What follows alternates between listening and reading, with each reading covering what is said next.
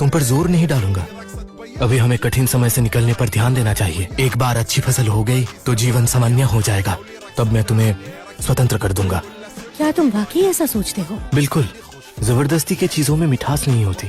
मैं कोई दरिंदा नहीं हूँ। बहुत शुक्रिया तुम्हें पति जी। ऐना, तुमने आखिरकार मुझे पति बुलाया। मैं तुम्हारे चरित्र और ईमानदारी की वाकई इज्जत करती हूँ, यकीन रखो। हालांकि अपने दिल की दीवारों को मैंने अभी तक गिराया नहीं है, लेकिन पत्नी होने के सारे फर्ज निभाऊंगी। Congratulations होस्ट, पॉइंट्स और बढ़ रहे हैं। ये तो बहुत अच्छा है। मुझे कभी उम्मीद नहीं थी कि मेरी सबसे मुश्किल बड़ी बीवी का दिल इतना नरम होगा।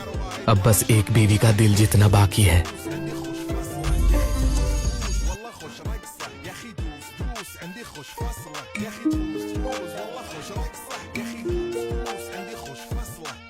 प्राणनाथ, मुझे लगता है तुम्हें नोआ से लड़ाई बंद कर देनी चाहिए। अभी बस 1 ही महीना हुआ है और तुम कितनी बार पिट कर आ गए हो। हमारे पास खाना पैसे दोनों ही नहीं है अभी। तुम्हारा क्या मतलब है? तुम कहना चाहती हो मैं योग्य नहीं हूँ? मैं मानती हूँ पहले मैं गलत थी, आलसी खर्चीली भी थी, लेकिन अभी हमारे पास कुछ नहीं बचा। ऐसे ही चलता रहे तो हम मर जाएंगे।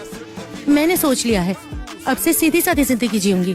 तुम खेती करोगे, मैं बुनाई करूंगी। दोनों मिलके अच्छी जिंदगी बनाएंगे, ये सबसे बेहतर होगा। तुम क्या सच कह रही हो?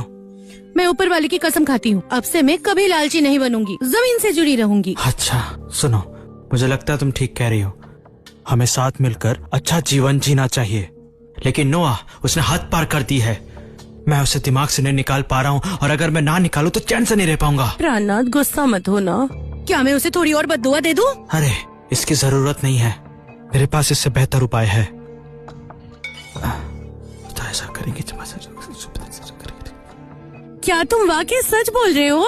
हाँ बिल्कुल, हम एक दंपत्ति है ना। हाँ। यदि तुम मेरा गुस्सा निकालने में मेरी मदद करोगी तो हम दोनों अच्छा जीवन जी सकते हैं। ठीक है, मैं अभी चलती हूँ।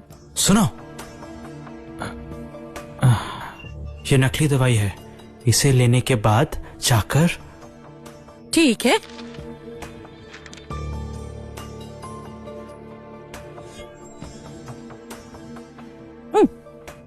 चलती हूँ प्राणनाथ।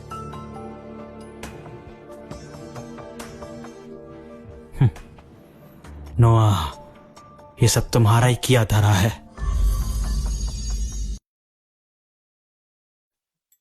नोआ, मुझे माफ कर दो, लेकिन अपनी खुशी के लिए मुझे तुम्हें थोड़ा परेशान करना पड़ेगा। आप क्या कर रही हैं? बचाओ, मुझ पर जबरदस्ती हो रही है। अरे भाभी, क्या ये डेविड का एक बुरी योजना है? बस करो। मेरे घर पर 3 सुंदर पत्नियां हैं। मैं तुम पर जबरदस्ती क्यों करूंगा? अगर तुम किसी को बताओगी तो कोई भी यकीन नहीं करेगा। नोआ, मेरे पति ने मुझे कहा कि अगर मैं तुम पर जबरदस्ती का इल्जाम लगाऊं तो वो मेरे साथ शांति से रहेगा। मुझे पता है ये तुम्हारे साथ गलत है, लेकिन मेरे पास और कोई रास्ता नहीं है। फिक्र मत करो, ये सिर्फ तुम्हें डराने के लिए है।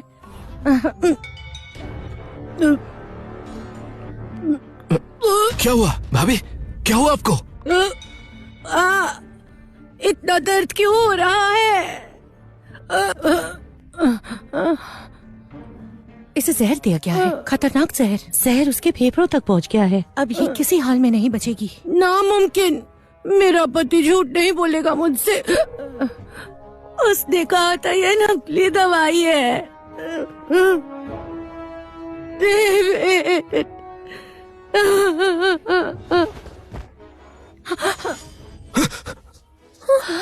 डेविड, डेविड, ऐसा क्यों किया मेरे साथ?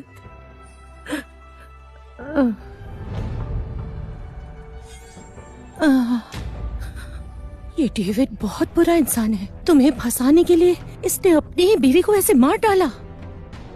हमें ये बात जल्दी से अधिकारियों को बतानी चाहिए। नोआ ने अपनी भाभी को जहर दिया है, उसे बंदी बना लो। मेरे पति निर्दोष है, कृपया सच जानिए।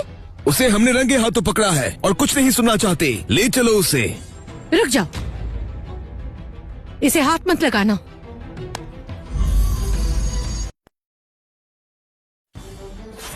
कानून का प्रतिरोध करना तुम्हारा अपराध और बढ़ा देता है। इस अपराध का दंड तुम्हें इसी समय दिया जा सकता है। मेरे पति को छूने से पहले मुझसे गुजरना होगा। नोआ, तुम एक पुरुष हो। क्या तुम सच में इस औरत के पीछे छुपकर खुद को बचाना चाहते हो? रहने दो, मैं इनके साथ जाऊंगा। प्रियतम, तुम ऐसा नहीं कर सकते। तुम गए तो ये शेर के मुंह में जाने जैसा होगा। फिर भी मुझे कोशिश करनी होगी। ये मत भूलना, वो हमें दोषी समझते हैं। अगर तुम फिर से अधिकारियों को रोकती हो तो परिस्थिति और बिगड़ जाएगी। मुझे डर है कि वापस आना मुश्किल हो जाएगा। तुम्हारा क्या? मैं थोड़ा समय पाने की कोशिश करूंगा। तुम जल्दी से अध्यक्ष डैन को सूचित करो। वो वू शिविर के प्रधान हैं। वो जानते होंगे कि क्या करना चाहिए। उसे जल्दी से बुला कर लाओ। ठीक है। और आप लोग कृपा करके मेरी पत्नियों को नुकसान मत पहुंचाना। मैं तुमसे वादा करता हूँ, चलो मेरे साथ। तुम दोनों जल्दी से उनके पीछे जाओ, उन्हें उलझा के रखो। मैं डैन को ढूंढती हूँ। ठीक है, चलो। बदतमीज किसान, मेरे सामने आए हो तो घुटनों पर बैठो। मैं इस राजवंश का एक विद्वान हूँ। मेरे पास एक उपाधि है। मैं अधिकारियों के सामने घुटने नहीं देखता।